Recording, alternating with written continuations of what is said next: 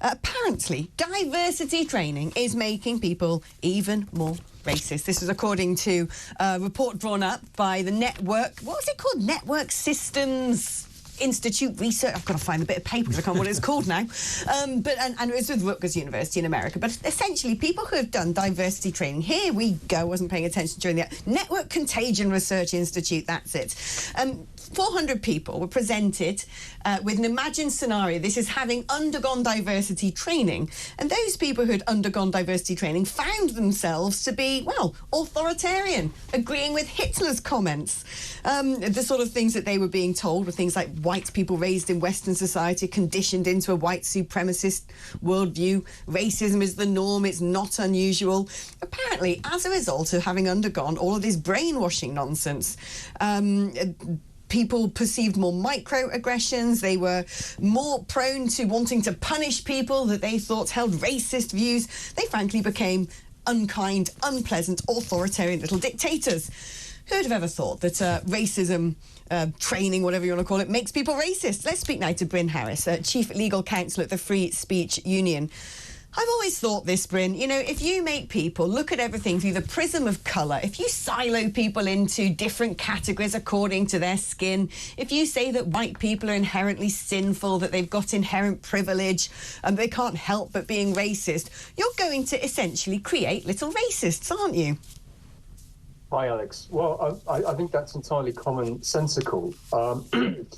If you are telling people that certain races are inherently privileged, nasty, domineering, one shouldn't be entirely surprised if this persuades people to take what most of us would call an illiberal and rather nasty worldview. So obviously this research is very useful. I think to a degree it established what we already knew. I think one thing that's really important about this is obviously this was done, you know, in a sort of rather abstract way through an experiment, but there are real world consequences to this, that when this material is used by HR departments in the workplace, companies are essentially priming their employees to think the worst of each other, to assume that they are motivated by discrimination, by racism. And then what's happening is you're getting these workplace disputes where something which may be innocuous, but you know, if somebody disagrees with, it blows up, and then you get the accusations that they've been discriminatory, there's harassment. And this is where we're getting these many disciplinary charges, people being hauled over the coals, long investigations. So I think we need to see this research as part of a wider context of a political poisoning, a politicized poisoning of the workplace, where people are being primed to think the worst of their fellow colleagues. I mean, when you look at some of the texts, because apparently there are a couple of texts which inform a lot of the DEI training. One is by a scholar called Ibram X. Kendi and another Robin DiAngelo. But when you actually drill down into the sort of things, and these books are the basis of a lot of this diversity stuff, when you look at what they're saying, frankly, to me, it just sounds very anti-white. It sounds racist against white people. Yeah, absolutely. And you know, I think Kendi and Robin DiAngelo are at they're sort of the high watermark of this phenomenon, in that it's pretty virulent stuff.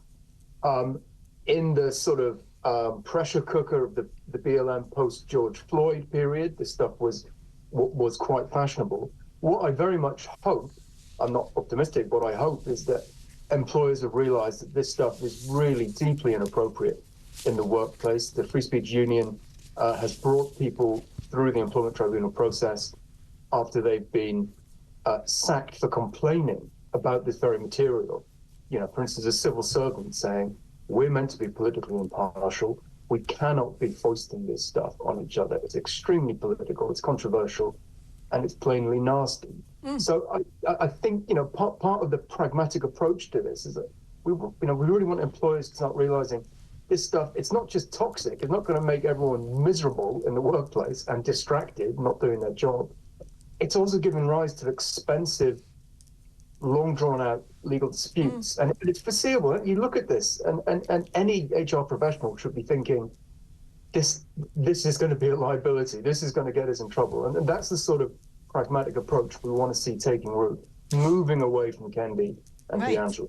Apparently, the UK has around 10,000 DEI appointments, and that's apparently more per capita than any other country on earth. Aren't we lucky? But I think it's evil, quite frankly. I think nothing. I mean, Martin Luther King didn't say, I've got a dream that everyone should be, categorised based on the colour of their skin as either, an oppressor or a victim. That was hardly what he said.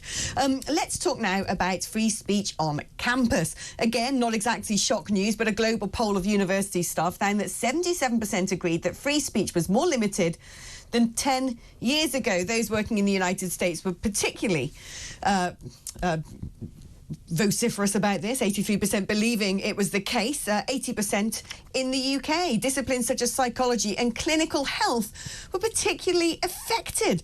I mean, that is absolutely insane. When it comes to things like psychology and clinical health, they should be rooted in science. You would hope in those pursuits more than any other that you wouldn't have limitations on speech or thought or discussion. How did we get to this point? What has gone on that we've reached a stage where 80% of academics here in the United Kingdom say that they have not got free speech?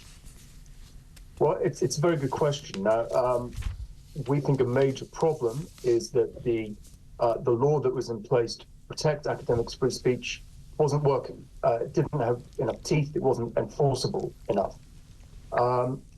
We all knew there was a problem, and this research by the Times Higher Education, very rich, reliable research, is again affirming that there's a problem. The previous government brought in legislation, enacted it, the Higher Education Freedom of Speech Act, to give more enforcement mechanisms so that if you were muzzled, censored, cancelled, there was a place you could go to. There was a complaint scheme. Potentially there was a route to court. Now, I think that was part of the problem, that people at universities who wanted to speak out, they wanted to start changing this culture of saying, hang on, guys, we're academics. We should be about free thinking. Where does this culture come from, though? What's it rooted in? What instigated this?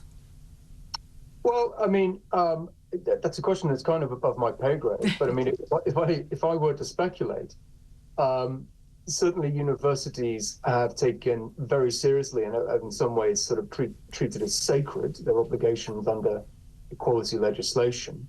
At the same time, there's been intellectual and academic currents regarding privilege, structural racism, critical race theory, which have kind of raised the stakes in that they're highly sort of reductive ideologies. Anyone can sort of grab them and use them. And if you fall on the wrong side of them, you're a racist, you're denounced. Yeah, I mean, we're in a matter of survival. It might be worth tagging along with these ideas, and that's how it spreads, perhaps. Yeah, you're right. Bryn, thank you ever so much. Bryn Harris there, Chief Legal Counsel of the Free Speech Union.